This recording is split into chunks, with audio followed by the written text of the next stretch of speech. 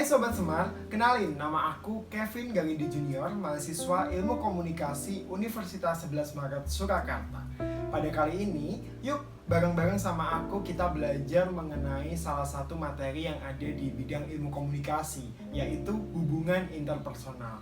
Namun sebelum itu buat teman-teman semua yang bukan anak ilkom, anak ilmu komunikasi, jangan khawatir, jangan sedih, tetap ikutin materi ini dari awal sampai akhir, karena materi ini nggak hanya mengenai komunikasi saja, tetapi juga relate dan sangat berhubungan dengan kehidupan kita sehari-hari sebagai seorang manusia. Oke, langsung saja kita memulai materi yang pertama. Sebelumnya, apa sih komunikasi interpersonal itu? Menurut De Vito tahun 2009, komunikasi interpersonal merupakan proses pemberian dan penerimaan pesan antara dua orang atau lebih yang dilakukan secara tatap muka dengan saling berinteraksi dan juga dilakukan secara efektif.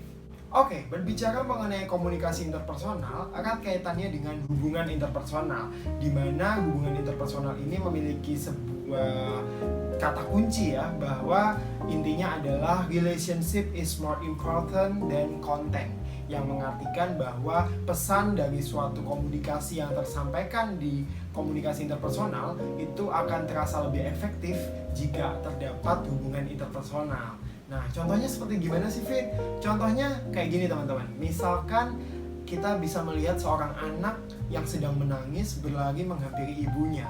Nah, sebelum anak tersebut menyampaikan pesan tersebut, si ibu akan langsung memeluk dan juga menenangkan anaknya, karena ibunya tahu nih anaknya sedang bersedih.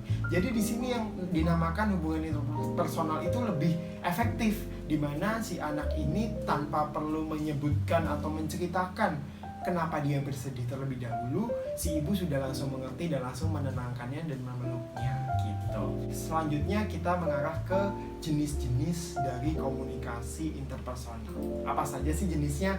Yang pertama yaitu hubungan pertemanan, di mana hubungan pertemanan ini ya seperti kita dengan teman-teman kita ya, bisa teman sekolah, teman kuliah, rekan sekerja, atau bahkan kalian dengan tetangga kalian, itu masuknya ke hubungan pertemanan.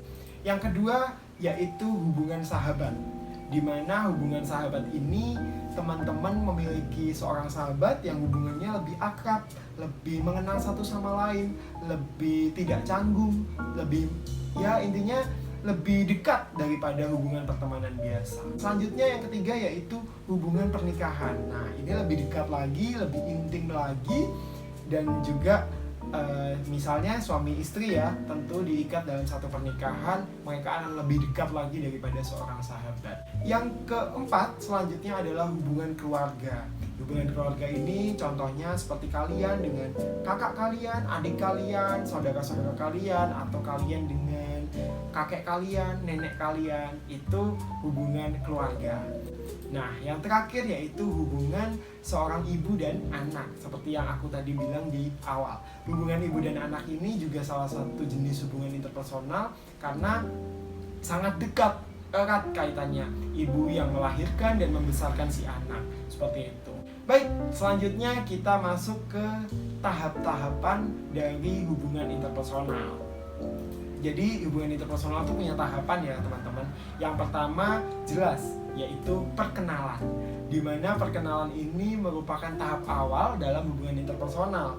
Misalkan di dalam hubungan kalian dengan teman kalian yang baru kuliah, apa masuk kuliah, misalkan ketika ospek kalian akan berkenalan dengan mereka, menanyakan informasi-informasi awal, asalnya dari mana, rumahnya di mana, kosnya di mana, jurusan apa gitu. Jadi masih informasi-informasi awal yang tidak terlalu mendetail, seperti itu. Itu di tahap perkenalan. Kemudian masuk lagi di tahap selanjutnya yaitu tahap pendekatan, di mana di sini mulai ada satu orang dengan orang lain, ada pengumpulan data-data personal. Jadi mereka saling membuka satu sama lain, yaitu self disclosure ya, artinya itu adalah pembukaan informasi pribadi kalian, biodata kalian pribadi yang meliputi seperti cerita hidup kalian, lalu misalkan masa lalu kalian, pertemanan kalian yang dahulu seperti apa gitu. Baik teman-teman, kita masuk tahap selanjutnya, yaitu tahap konfirmasi, di mana di sini di tahap ini individu itu sudah mulai dekat dengan lawan bicaranya dan tentunya juga sudah memulai punya penilaian sosial terhadap lawan bicaranya. Nah, misalkan nih teman-teman suka dengan seseorang ini, teman-teman akan berusaha untuk mendapatkan perhatian dari orang tersebut. Misal kamu jadi baik atau jadi memberikan sesuatu gitu. Itu jika suka atau jika kita merasa kagum dengan orang tersebut. Tapi jika kita sebaliknya merasa gak suka sama orang ini atau bahkan merasa kesal sama orang ini, ya kita akan berusaha cuek, kita berusaha untuk tidak menanggapi, tidak perhatian gitu. Jadi intinya di tahap ini tuh penilaian sosial ini justru nantinya akan mempengaruhi yang namanya pesan yang disampaikan oleh seorang individu terhadap lawan bicaranya. Jadi apakah orang tersebut suka atau tidak suka terhadap orang yang diajak bicara. Begitu teman-teman. Baik, setelah tahap konfirmasi, kita masuk tahap yang akhir nih, yaitu tahap keputusan hubungan. Di mana di sini seorang individu memutuskan suatu hubungan. Maksudnya bukan memutuskan berakhir ya, tapi memutuskan status akan hubungan orang tersebut atau hubungan individu tersebut. Jadi di sini setelah tadi melalui tahap pendekatan, perkenalan dulu ya, perkenalan, pendekatan, kemudian konfirmasi, ini keputusan hubungan. Mau dibawa kemana nih hubungannya? Apakah teman sekerja aja, cuma sebatas rekan sekerja, atau teman kuliah aja, teman belajar aja, atau lebih lagi di tahap pernikahan misal, atau di tahap pacaran misal, seperti itu. Jadi di tahap terakhir ini ada sebuah status kepastian dari sebuah hubungan. Selanjutnya yaitu kita masuk ke faktor-faktor dari penyebabnya putus sebuah hubungan. Yang pertama yaitu tidak percaya lagi. Jadi semisal seorang individu ini sudah berteman dengan seseorang, ternyata teman tersebut adalah seseorang yang suka ngomongin di belakangnya misal gitu dan ketahuan. Nah, itu membuat orang tersebut atau individu tersebut tidak percaya lagi dengan temannya. Selanjutnya adanya kesalahan yang beruntun dari seseorang. Misalkan suami istri, misal seperti itu ya, ada salah satu pasangannya memiliki kesalahan yang beruntun yang selalu diulang-ulang. Sudah salah dimaafkan tapi masih mengulangi kembali.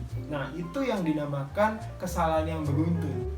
Oke, baik, selanjutnya ada perubahan perilaku di mana teman atau pasangan atau sahabat ini perilakunya berubah, nggak seperti biasanya. Misal yang awalnya dulu perhatian menjadi cuek, misal seperti itu ya. Atau mungkin yang tadinya baik tiba-tiba jahat, suka ngomongin di belakang. Itu membuat putusnya sebuah hubungan. Baik, yang terakhir adanya sebuah konflik yang berkepanjangan. Misalnya kita atau seseorang dengan musuhnya gitu misalkan ya, itu kan ada konflik yang berkepanjangan, dendam, iri, dengki dan sebagainya, yang itu tidak bisa diselesaikan dengan baik-baik. Itu akan terus menimbulkan konflik yang terus berkepanjangan, nggak selesai-selesai, ya putus hubungannya. Seperti itu teman-teman.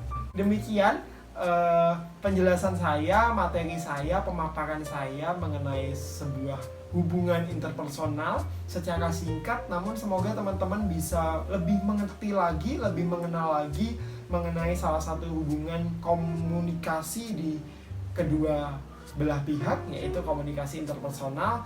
Dan semoga teman-teman bisa ini ya, lebih membangun hubungan interpersonal yang semakin baik dengan teman-teman kalian atau dengan sesama kita gitu. Baik, buat teman-teman yang masih belum jelas, mungkin pengen lebih tahu lagi, pengen lebih dalam lagi mengenai komunikasi interpersonal atau bahkan materi komunikasi lainnya, bisa menghubungi saya di nomor yang sudah tertera atau di email atau di Instagram yang sudah tertera. Nanti kita bisa komunikasi di sana.